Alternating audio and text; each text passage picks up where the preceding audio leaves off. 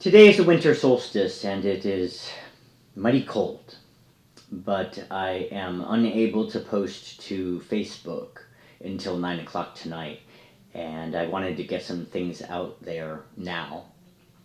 So, this is today's journal entry that I'm going to be reading to you.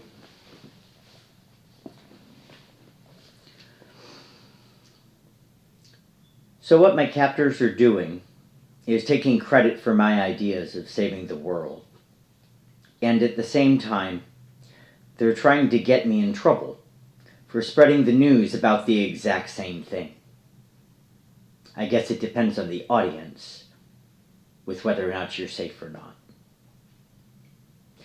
The analogy of banana bread is a perfect way to illustrate what I mean. My captors are presenting banana bread loaf to their boss. What I have done is gathered all the individual ingredients and created the recipe. All they did was follow my directions and baked it. Then they want to scrutinize some individual ingredients and say they are illegal and get me in trouble for having them because I don't know who to tell the important message to. So I'm spreading it all out publicly because everyone in authority is ignoring me and refuses to help me. I'm really at a loss with what to do. I want to help save the world, but my captors, the police, and the government, Facebook, and YouTube are all blocking me from saving lives. I know every single day that more and more people are dying because of RNM. And my captors are directly responsible for me not being able to save people. I know they're scared, but I'm not. And it doesn't matter because they refuse to move from their perch. They're behaving and acting just like the CIA expects them to.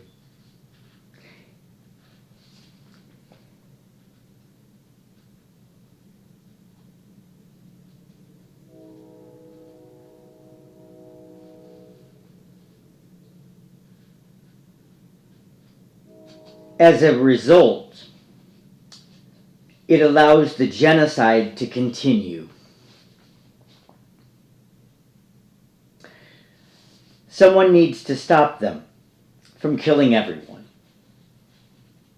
The only way to do it effectively is through a rapid exposure of RNM. I suggest a continuous live video of my RNM monitor screen with access for me to view the video. That way, I can take a video of me live and put it next to their video of the monitor. And then take another device and make a video of that. So on one side, you would see the monitor. On the other side, you would see me live.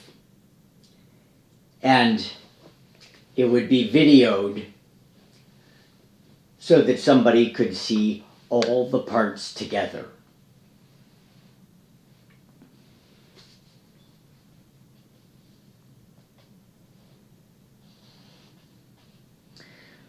All the components must be there for the validity I need to prove RNM works and to get my life back.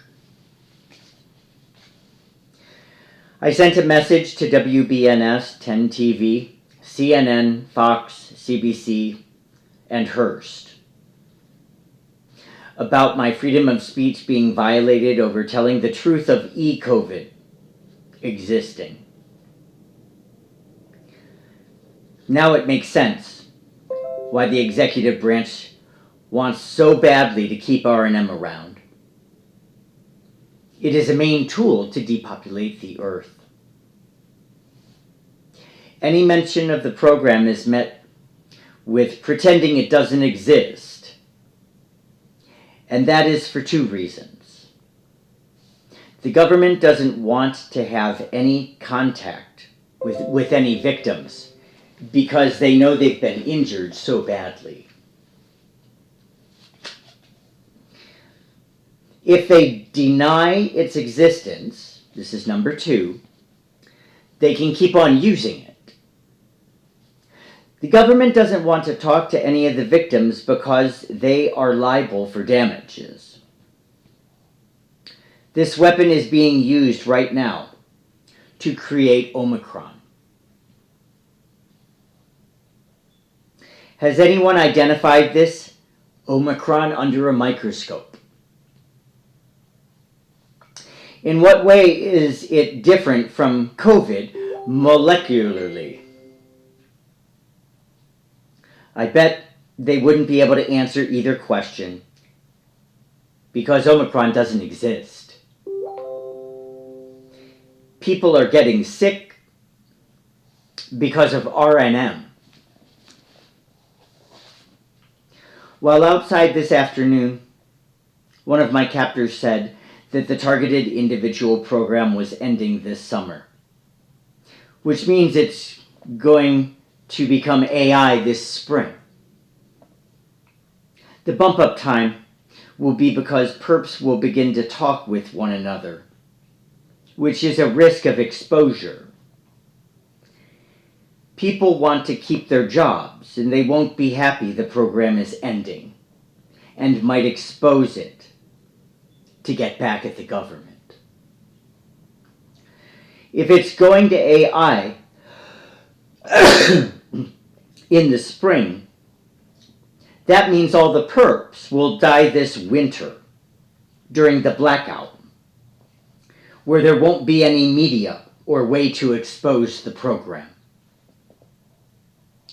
The government will do whatever it takes to keep this depopulation weapon in operation and secret. That's why exposure right now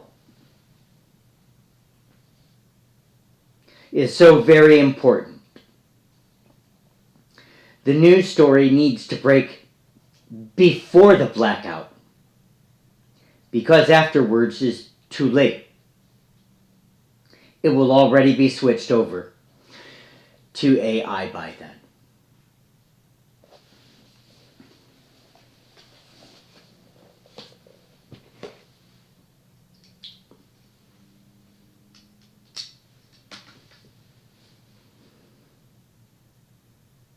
This is really serious. I called the lieutenant a second time and left a message around 3 o'clock. I didn't hear back.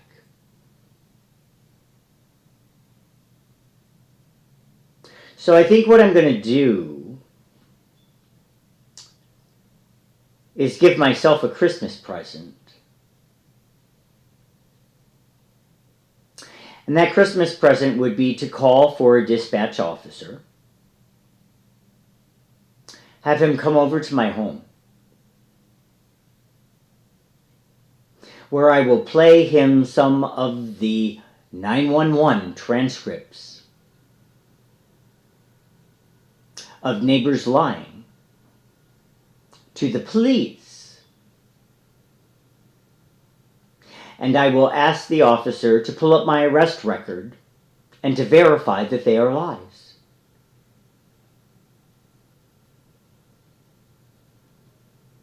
Then I will go into all the calls to the police and Netcare to have me evaluated and in there for stays of detention. 21 total in 3 years. Then I will explain about Bill and his wife, and Delaha. And then I will explain about Etta and the barbecue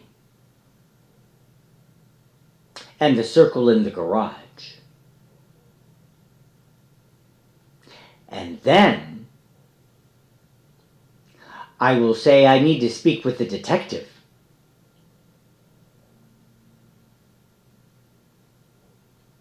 And then I'll ask him if he would like another cup of coffee.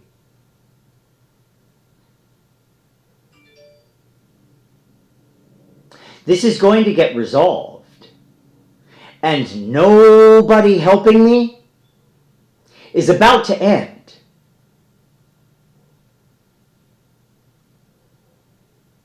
I don't know who the Columbus Division of Police thinks the hell they are. You don't ignore a resident when they're trying to get a hold of you. It's dereliction of duty. Because somebody is asking for your assistance.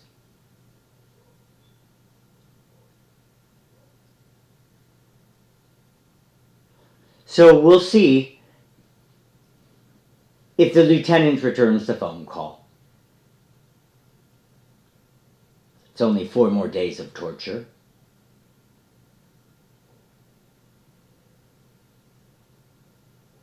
Because every day that I don't get help is more shit that gets done to my mouth.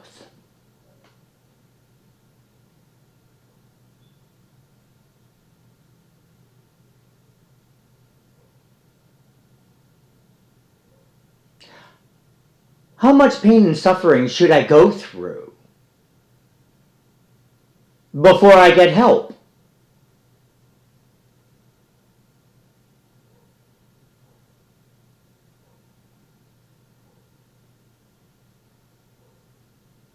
This country sucks. And it's because you're pandering to a small group of elite.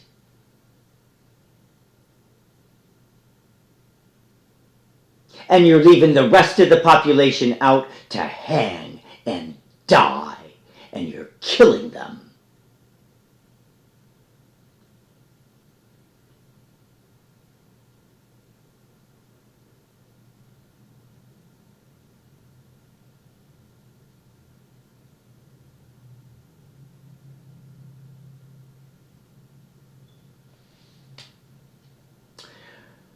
For more detailed information, you can go to my Facebook page, Tiered Justice,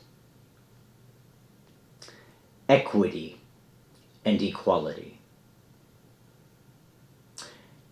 and see, as the events unfold, what happens. Have a good night.